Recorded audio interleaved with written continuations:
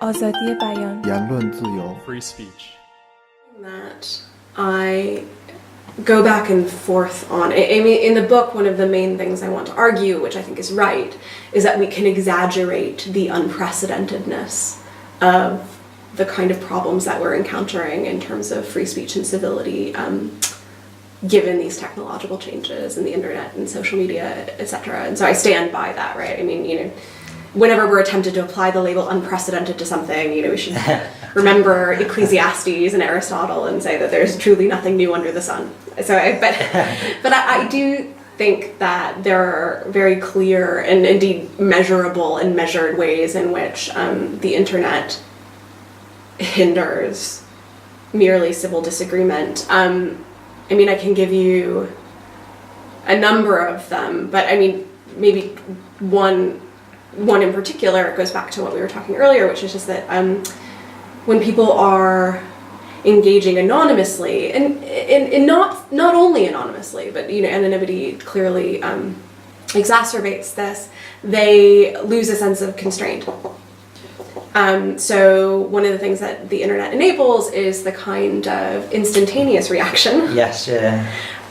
Versus the kind of moment of discretion and judgment that would come into whether or not, if you're responding to a person in front of you, yes, versus just sounding off. Because something might run through your mind and you think, well, I haven't really thought about it, so... Yeah. So we lose that kind of moment of reflection. And then also anonymity. We lose that sense of a continuous identity over time. So there have been some studies about, it doesn't seem that we really need people to engage in debate under their own name, but even if you have them use pseudonyms. Yes, yeah.